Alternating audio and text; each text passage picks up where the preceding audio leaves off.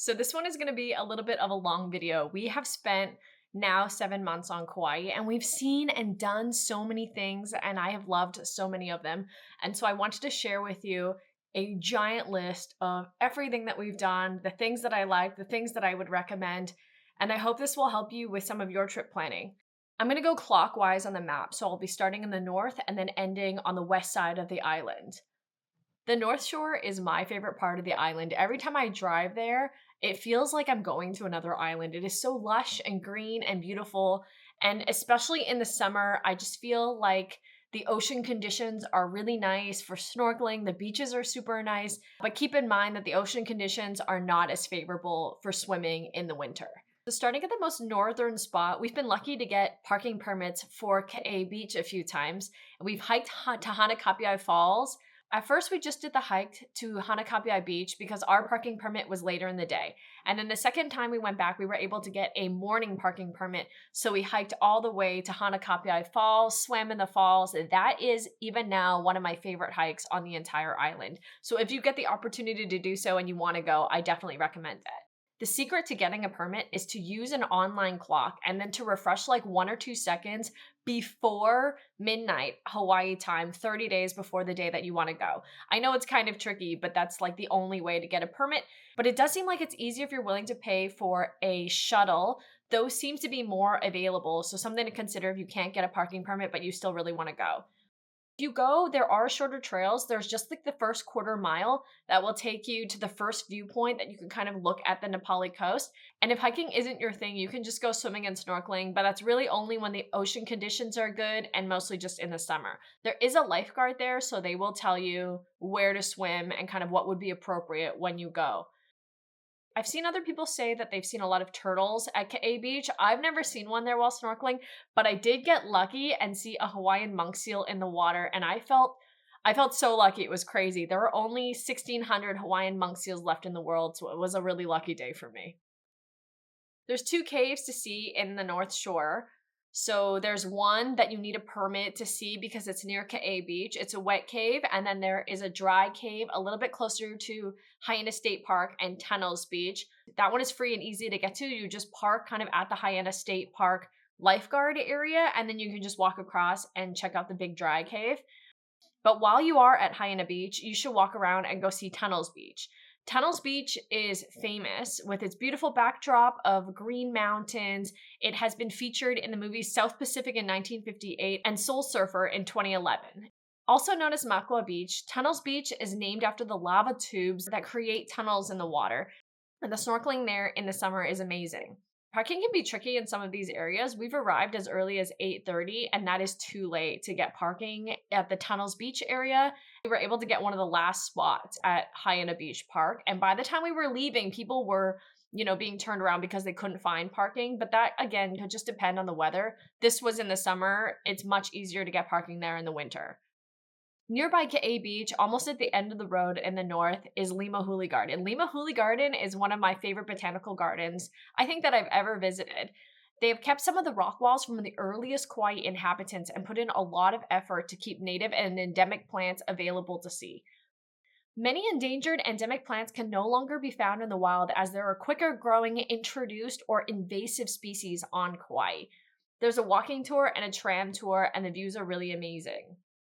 We always stop at Hanalei when we're on the North Shore. The town itself is a little bit touristy, but it's still really cute to walk around and get food and snacks while you're there.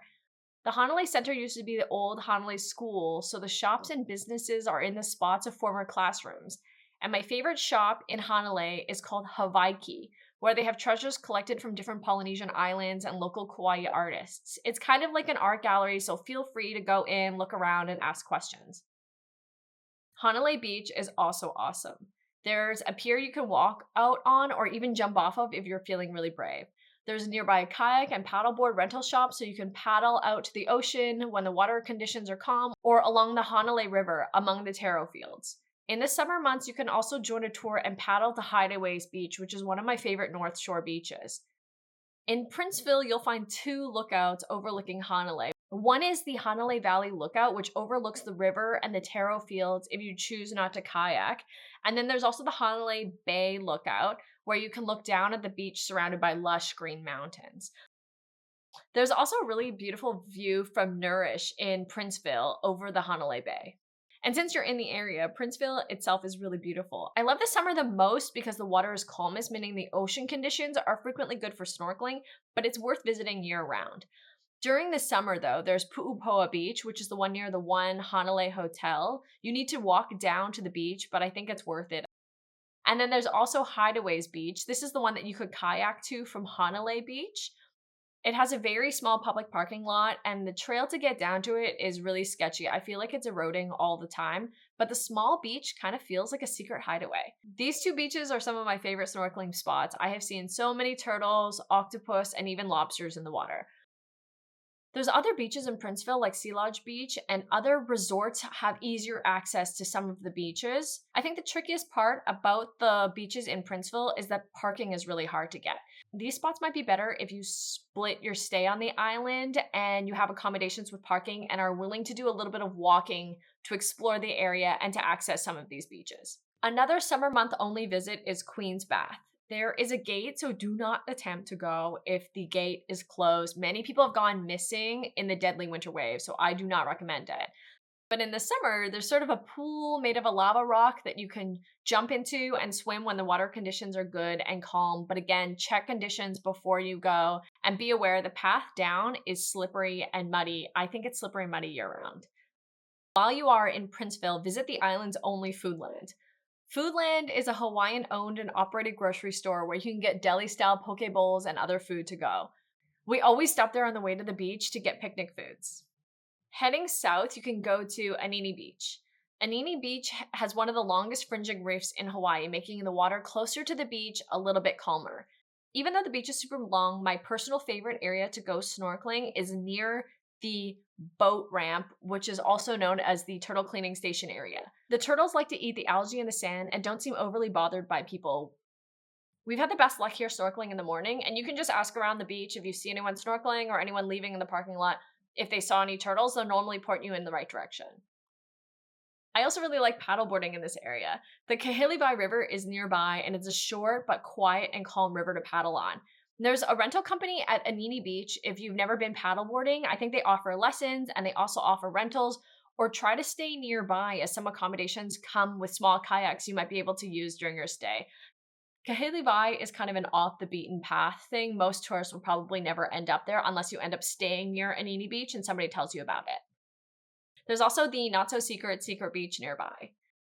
To get there, you park kind of near some houses and then walk down a trail, but the beach is really long and it has small tide pools to explore and a really great view of the Kīlauea lighthouse. If you like long beaches to walk along, this is one of them, but be careful because the path down can be kind of slippery and muddy, so just bring what you need, don't pack too much.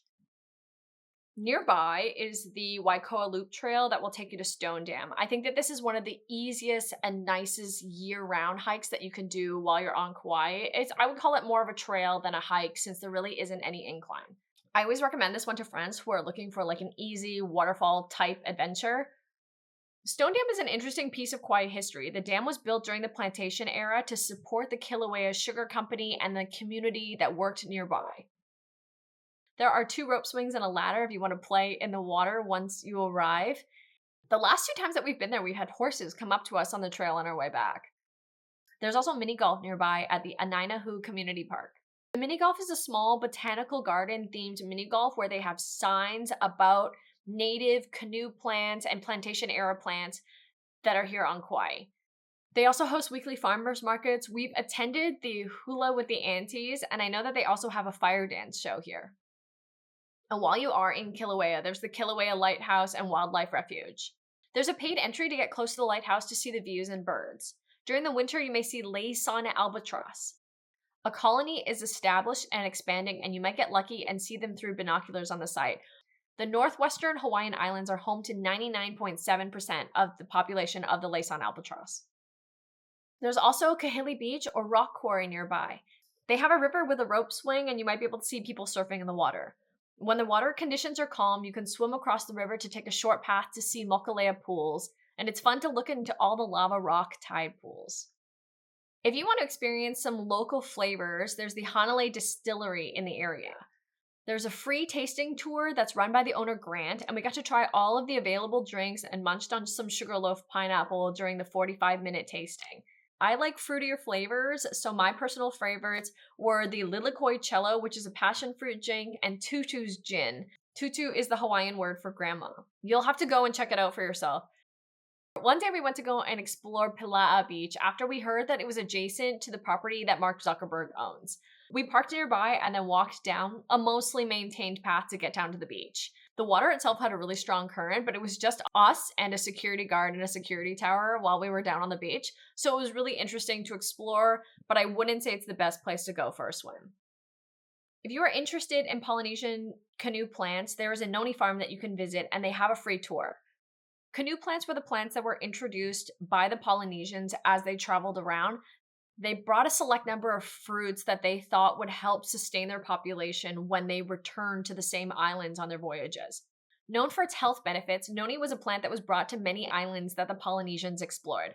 Today, the farm produces a dried noni fruit leather, and you'll get to walk around and learn more about the fruit and its benefits, and you'll even get to try some noni while you're there. A really off-the-beaten-path beach that we liked is Maloa Beach. You park along a road and then kind of walk past a few houses to get down to the beach. We swam and hung out at the beach, but I've heard it can be good for snorkeling. We ended up meeting a local guy there who invited us over to his property, and we were able to walk around and try some of the fruits that I've never seen before and never seen again, like the Jamaican passion fruit. And we swam in the river behind the property. I really felt like I was in the Jungle Book. A little further to the south is Anahola. There's a long beach with a river and what looks like an old pier. I know there's a campground there, but I've never personally camped. I mainly know of Anahola because we go line dancing there at the Anahola Marketplace, which happens once a month. One day we happened to see line dancers on Kauai. They had some free beginner lessons in between the open dancing. And I was so entranced that I waited until the end so that I could talk to the organizer and dance instructor and ask him about line dancing because I'd never really seen people line dancing before. And since then, we've taken 3 series of line dance classes on the island and attended many other events. Everyone in the public is welcome to join, so if you can't line dance and you just want to go check it out, you can still go. They have free beginner lessons in between the open dancing, so you can try it out. Heading further south, you will find Donkey Beach. There is a cute path through some arch plants and a bike path nearby, but the exact position of the beach seems to attract a lot of trash being brought in by the ocean currents. And there are waves, so I probably wouldn't swim here. I also saw my first and second Portuguese man-o-war while we were on the beach. I'd never seen one before, and it does have a poisonous sting, so beware if you do see one, but I thought it was really cool to see one. On the way to Kapa'a, there is the Coconut Coast bike path. You can walk or rent a bike. I would recommend going earlier since there's very limited shade, and while you're there, you should also visit Pono Market in Kapa'a. They have very limited hours. You have to go early because they close at like 2 p.m. or if they run out of food earlier. But you will find fresh poke, local foods like lau lau, and we really love the ginger fried chicken there. It's a takeout only kind of place, so pick up your food and then head to the beach. I found the beaches on the east side to have high waves, and they're not my favorite for swimming, but you might see local people surfing, using their e-foils, or windsurfing. In Kapa'a, I have a few favorite hikes. Sleeping Giant is the most popular. There's 2 ways to get up. One of them is easier past the Cook Pines, and the other one is a little bit windier, or if you have 2 cars, you can kind of do both.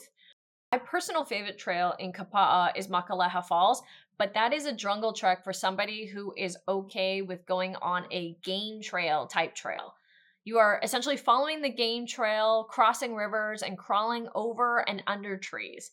It's technically challenging and it feels like you're really in the jungle, but it brings you to a double cascade waterfall at the end.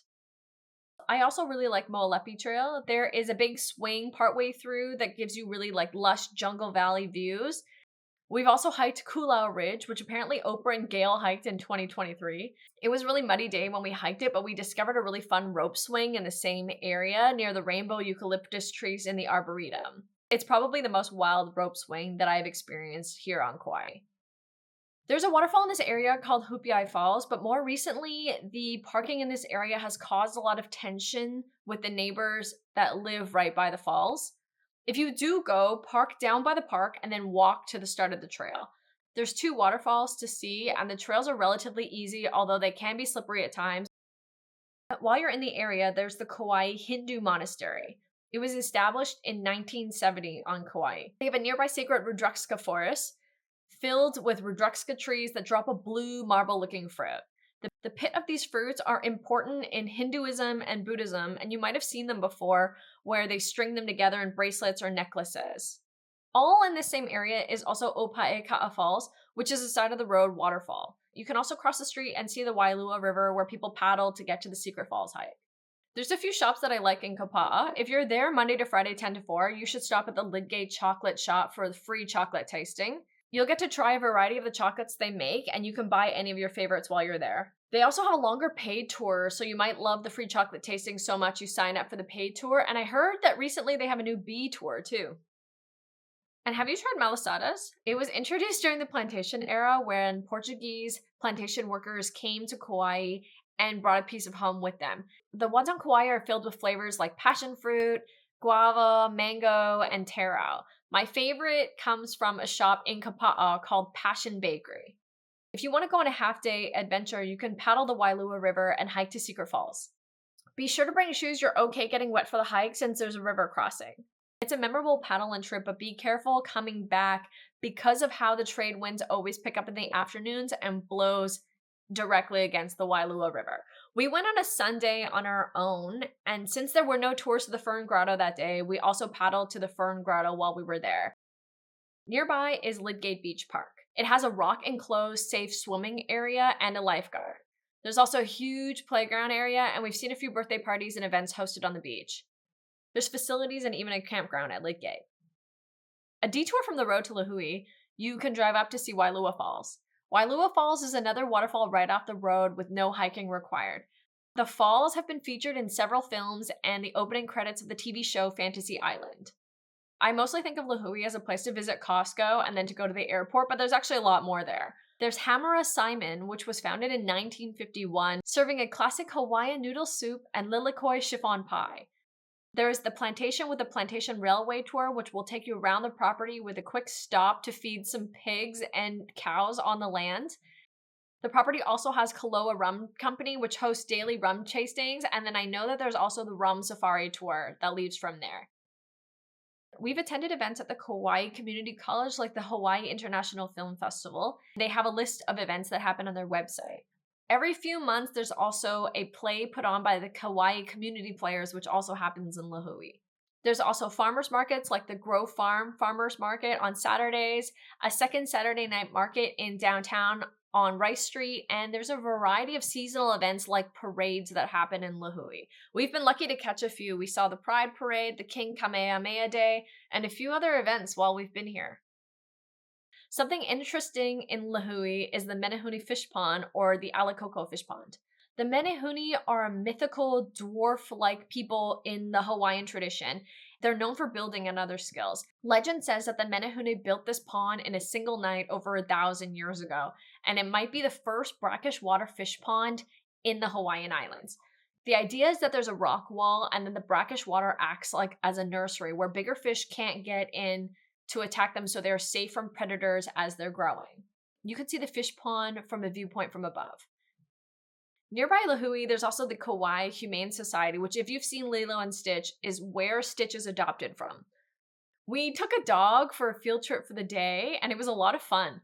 Our dog for the day, Aiko, really liked the beach, and it was a really cute and enjoyable activity for us. She got so much love from people we met while we were out. It was really sweet. The Humane Society will give you a list of recommended places to go on your dog field trip, which are mostly trails and beaches, and it's a really feel-good activity that you can do to support the Kauai Humane Society while you're here.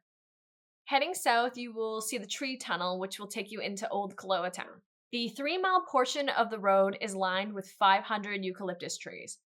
Koloa was one of the first sugar towns, and there's an old abandoned mill that you can see. We visited during the July Plantation Week, which was a fun week leading up to a parade that had a lot of local activities, including a tour to the old abandoned mill, a free hula and fire dance show in Poipu, which was amazing, and a parade that was showcasing local organizations in Koloa. This was one of my favorite events over the summer. In Koloa, there's also many shops, and if you're thinking about doing any tourist activities like an ATV or zipline tour, you will also find that in Koloa. We did the zipline tour that features the longest line at almost half a mile long. It was my first time ziplining, and I really liked that we were able to zipline like hands-free, upside down, and kind of doing the Spider-Man pose. That was a lot of fun. Next to Koloa is Poipu, which is the sunny south shore of Kauai. Weather year-round is sunnier and much drier than the north shore because this side of the island is the leeward side that kind of falls into the rain shadow of the island. So rain shadow is formed when moist air is pushed over a mountain where it cools and then releases the moisture. This is over Mount Waialeale, which is one of the wettest places on Earth. And then once all of this is done, the wind descends the other side of the mountain as warm, dry air, and that's the rain shadow. That's the leeward side of the island, and that's going to be Poipu, Hanapepe, sort of like the southwest side of the island. In Poipu, you'll find the Mahalapu Heritage Trail that goes up from Shipwreck Beach to Mahalapu Beach. And on Saturdays, Sundays, and Mondays, you can also drive straight to Mahalapu Beach when the gate is open. I think the trail is great at sunrise, and there's a large limestone cave that you can see from above at the end of the trail. Often in the mornings, you'll see people having photo shoots at Shipwreck Beach, and on calm days, I've seen people jumping off the cliff, surfers and boogie boarders crashing in the waves, and Hawaiian monk seals resting on the beach. Nearby, there's also Poipu Beach, where you'll be able to see the turtles resting on the sand at sunset. It's a calm bay area for swimming and snorkeling. If you want some intermediate snorkeling in Poipu, there's also Lihue Beach by the Beach House restaurant. It doesn't have a lifeguard and the entry is a little bit tricky, but I find I always see more fish and turtles here, and there's a rental shop on site so you can rent, get some info, and go for a snorkel. If you want more of an underwater adventure, you can also go scuba diving. There's multiple dive shops in Poipu, and they offer daily trips to shore dive Koloa Landing, or you can go out by boat to other dive sites on the island. There's a famous summer-only dive trip to dive around Ni'ihau, the Forbidden Island. Locally, there's lots of turtles, eels, and some octopus to see, but the waters at Ni'ihau are clearer, and we've seen mantas and dolphins from the boats, a Hawaiian monk seal underwater, hundreds of fish, sharks, and even a whale shark underwater. Whale sharks are endangered, so I submitted the photo of the whale shark that we saw to a registry, and he was last seen 2 years ago near Big Island. Back on land, there is Spouting Horn, which is a blowhole that you can see nearby Allerton Botanical Garden. There's paid tours to visit the garden, formerly the location of Queen Emma's summer home. Later bought by the Allertons, the garden has a number of outdoor garden themes with garden rooms, fountains, and statues. And you'll also get to see the Moreton Bay fig trees, which were featured in Jurassic Park. On Thursdays, there's also a market on site and a free hula show at 12:30. Headed back to the highway, you might like to check out Market 3540. It's got small artisan sellers and food trucks.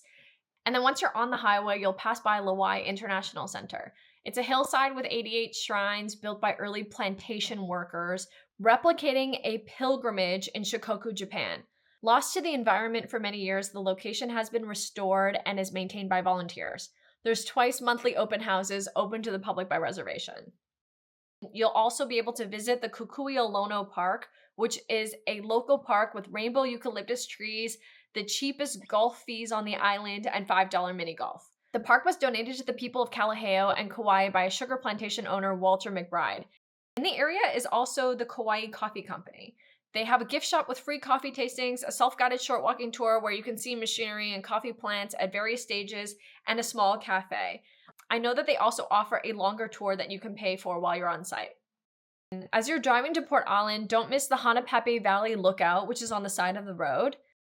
Port Allen is where the boats to see the Nepali coast leave from. There's a variety of tours, and you can opt for the catamaran or a raft. I really liked the raft for the adventure because it went inside all of the sea caves, but I have to admit the catamaran was also a really amazing experience, and it was really nice to be able to walk around the boat and see the dolphins from a bird's eye view while we were there. In Port Allen, you'll also find Glass Beach. It used to be an industrial area and dump site. The glass over the years has been smoothed over, but I think that the beach has been really picked over by tourists over the years. You'll still find small pieces if you go, and it's worth it for a quick stop just to see it, but don't expect it to be filled with glass treasures. Nearby is the town of Hanapepe, which is the hometown of Lilo and Stitch. You'll see murals, and there's a swinging bridge over the Hanapepe River behind the shops that you can cross. Visit the small shops and art galleries or stop by for a meal. Friday nights, they have a Friday night art night with cultural performances and food trucks. One of my favorite beaches in the area is nearby, and it's called Salt Pond. It has a really local feel and its own history. For generations, Hawaiians have been collecting salt at Salt Pond. My main reason for loving Salt Pond is because I've had some major luck while snorkeling there. I have seen octopus hiding in the rocks, a rare fish called the green oriental flying gurnard, which looks like it's flying underwater. Two eagle rays, the same ray that brings all the kids to school in Finding Nemo, has circled around me a few times when I was the only snorkeler in the water. I also just like coming to Salt Pond to watch the sunset. My neighbor Angela talks about the green flash just as the sun is setting into the water, so keep an eye out for the flash as the sun sets into the water at Salt Pond.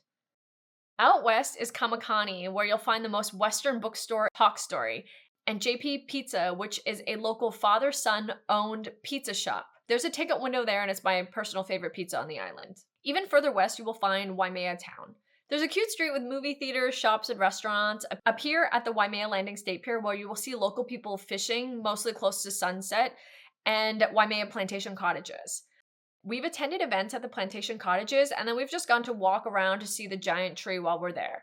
It's a quick and easy stop before and after your visit to Waimea Canyon, but the beach in this area has kind of brown water because of the river runoff, so I would not recommend swimming there. Once while I was on the pier, someone who was fishing there told me that they had caught a very small hammerhead, so I would just not recommend swimming in that water. I know that a few accidents have happened. Just avoid it. If the water is brown, turn around, and the water is always brown in that area. While you're there, Waimea Canyon is a must visit. Formed by the collapse of the volcano that formed Kauai, Waimea Canyon is a wonder to visit. Sometimes called the Grand Canyon of the Pacific, the views into the canyon are wild. There's a few lookouts, or you can pull over on the road anywhere it's safe and take a look. There's a restaurant at the top, and then a visitor center for those who want to learn more. There's also many hikes in the Waimea Canyon. Some of the ones that we've done are Ava Ava Puhi and Nuololo, which takes you all the way to see the Nepali coast from above. A hike through Pahea Trail to Alakai Swamp, which is through a 5 million-year-old bog to see views of the north shore of Kauai on a clear day. And Waipi'o Falls, which takes you to a small waterfall at the top of the very large 800-foot waterfall in the Waimea Canyon. I have an unnamed trail that I really like. There's literally no sign. But when I told my neighbor about it, she said it was one of her favorites.